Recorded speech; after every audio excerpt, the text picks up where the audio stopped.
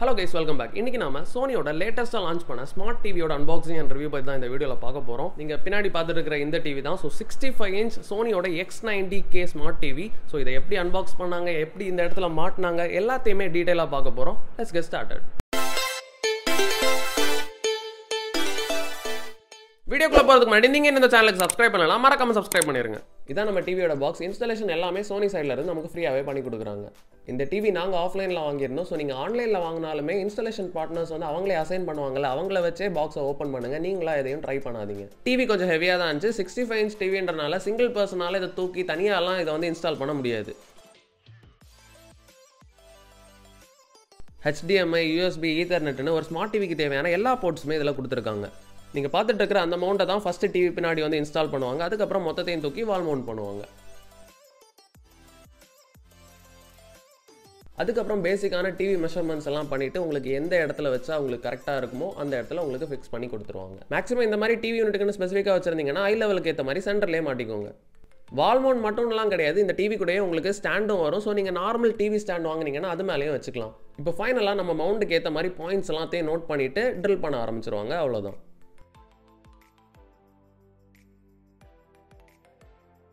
இந்த ஹோல் எதுக்காக போட்டிருக்காங்க அப்படின்னு யோசிச்சிங்கன்னா டிவியோட ஒயர்ஸ் எதுவுமே வெளியே தெரியாமல் இருக்கிறதுக்காக அப்படியே அண்டர் கிரவுண்ட் மாதிரி பண்ணியிருக்கோம். அவ்வளோதான். மவுண்டை வந்து ஸ்க்ரூ பண்ணிவிட்டு டிவியை தூக்கி மேலே வச்சாச்சு. அட் த சேம் டைம் இங்கே செம ரெயின், கரண்ட் வேறு போயிருச்சு. டிவியை மாட்டிட்டாங்க, ஆனால் அவங்களால ஆன் பண்ணி செக் பண்ண முடியல. ஸோ கிட்டத்தட்ட 2 hours அவங்க வந்து எங்களுக்காக வெயிட் பண்ணாங்க கரண்ட் வர வரைக்கும். ஸோ சோனியோட இன்ஸ்டாலேஷன் டீமுக்கு ரியலி தம்ஸ் அப். ஃபைனலி ஆஃப்டர் 2 hours கரண்ட் வந்துருச்சு. அதுக்கப்புறம் டிவியை ஆன் பண்ணிட்டாங்க, ஆனும் ஆயிடுச்சு.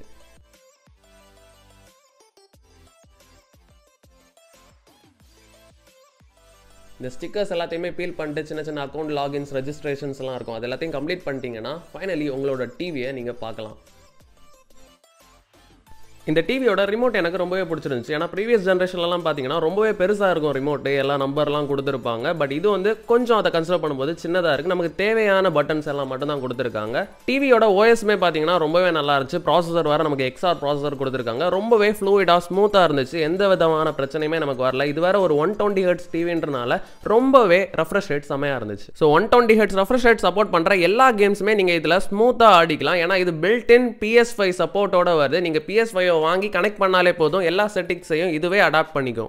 இது போக உங்களுக்கு Bravia Core அப்படின்னு ஒரு ஆப் கொடுத்துருப்பாங்க. இதில் வந்து பார்த்தீங்கன்னா IMAX லெவலில் கம்ப்ளீட்டாக இந்த டிவிக்காகவே ஆப்டிமைஸ் பண்ண எல்லா மூவிஸ், சீரீஸ் இது எல்லாமே இதுக்குள்ளால இருக்கும். ஸோ இதை நீங்கள் ப்ளே பண்ணி பார்த்தீங்கன்னா உங்களுக்கு எக்ஸ்பீரியன்ஸ் வேறு லெவலில் கிடைக்கும். ஸோ மேக்ஸிமம் இதில் சோனியோட ப்ரொடக்ஷன் கீழே இருக்கிற எல்லா மூவிஸுமே உங்களுக்கு இருக்கும். ஸோ ஸ்பைடர்மேனோட ஒரு சாம்பிள் வீடியோ பார்த்துக்கலாம். ஹோப் காப்பிரைட் எதுவும் வராமல் இருக்கணும். ஸோ இதில் பிளாக் ஏரியாஸ்லாம் நீங்கள் பார்த்தீங்கன்னா தெரியும், டிவி அந்த இடத்துல ஆஃபில் இருக்கிற மாதிரியே இருக்குது. உங்களுக்கு ஜஸ்ட் அந்த சோனியோட லோகோ மட்டும்தான் உங்களுக்கு தெரியுது. மற்ற எல்லாமே கம்ப்ளீட் பிளாக்காக இருக்குது. இதுக்கு காரணம் இவங்க யூஸ் பண்ணியிருக்கிறது சோனியோட ஃபுல் அரே LED டெக்னாலஜி, சோனியோட ஓன் டெக்னாலஜின்னு நம்ம சொல்லலாம். உங்களுக்கு இந்த OLED, QLED, இந்த ஃபுல் அரே LEDலாம் இருக்குல்ல, இதுக்கெல்லாம் டிஃப்ரென்ஸ் தெரியணும்னு நினச்சிங்கன்னா நீங்கள் தாராளமாக கமெண்ட்ஸில் சொல்லுங்கள். நான் கம்ப்ளீட்டாக ஸ்பெசிஃபிக்காக அது எல்லாத்தையும் கம்பேர் பண்ணி ஒரு வீடியோ போடுறேன். இப்போ இந்த சீனை பாருங்கள், கம்ப்ளீட்டாக ஆப்டிமைஸ்டாக இருக்குது. அப்படியே பக்காவாக மெழுகு மாதிரி இருக்குது. இப்போ ஒரு டார்க் சீன் ப்ளே பண்ணி பார்க்கலாம். அதாவது நார்மலாக ஏதாவது மூவி, ஒரு ஹாரர் மூவி நீங்கள் பார்க்குறீங்க நைட் டைமில் அப்படின்னா உங்களுக்கு எந்த விதமான எக்ஸ்பீரியன்ஸ் கிடைக்கும் அப்படின்னு. ஸோ பார்த்தீங்கன்னா உங்களுக்கு அந்த பிளாக்ஸ் எல்லாமே ரொம்பவே பிளாக்காக இருக்குது. ஸோ ஓவரால் சூப்பராக இருக்குது.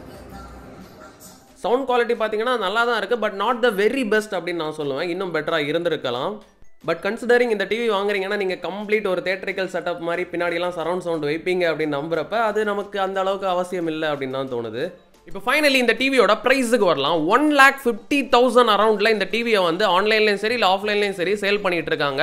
சில ஸ்டோர்ஸ்லாம் பார்த்தீங்கன்னா 1,70,000 அரௌண்டில் கூட நான் இந்த ப்ரைஸ் ரேஞ்சஸை பார்த்தேன். 65 இன்ச்சுக்கு சொல்கிறேன். 55 இன்ச் பார்த்தீங்கன்னா அரௌண்ட் 1,10,000 அரௌண்டில் இருக்குது. அப்படியே அதுலேருந்து கம்மியாயிட்டே இருக்கும். ஒவ்வொரு செட்டுக்கும் 10,000, 20,000 அந்த மாதிரி கம்மியாயிட்டே இருக்கும். இப்போ இந்த டிவியை வாங்கலாமா இந்த ப்ரைஸுக்கு அப்படின்னு கேட்டிங்கன்னா தாராளமாக வாங்கலாம்னு தான் சொல்லுவேன். ஏன்னா மோஸ்ட் ப்ரீமியம் டிவி செக்மெண்ட் இது. அதே மாதிரி இன்னொரு விஷயம் நான் எல்லாருக்குமே ரெக்கமெண்ட் பண்ணுறது என்னன்னா, இந்த மாதிரி ப்ரீமியமான டிவிஸ் நீங்க வாங்குறீங்கன்னா கண்டிப்பா எக்ஸ்டெண்டட் வாரண்டி போடுங்க. ஏன்னா டிவி கூட உங்களுக்கு 1 year 2 year வாரண்டி கொடுக்குறான் அப்படின்னா எக்ஸ்டெண்டட் வாரண்டி வந்து நீங்க 3 years to 5 years வரைக்கும் போட்டுக்கலாம். அதுக்கு எக்ஸ்ட்ரா நீங்க ஒரு 10,000 அரௌண்ட் பே பண்ண வேண்டியது இருக்கும். பட் 1,60,000க்குலாம் நீங்க டிவி வாங்குறீங்கன்னா இந்த 10,000 ஒரு மேட்டரே கிடையாது. ஏன்னா இன்னும் ஒரு 5 வருஷத்துக்கு உங்களுக்கு டிவியில் எந்த பிரச்சனை வந்தாலும் அவங்க ஃப்ரீயாவே மாற்றி கொடுத்துருவாங்க. சில 4K ஃபுட்டேஜஸ் இப்போ உங்களுக்கு இந்த டிவியில் ப்ளே பண்ணுறேன். அதை பார்த்து நீங்களே எப்படி இருக்குது அப்படின்னு தெரிஞ்சுக்கிட்டு உங்களுக்கு பிடிச்சிருந்தா நீங்கள் தாராளமாக இந்த டிவியை கன்சிடர் பண்ணலாம்.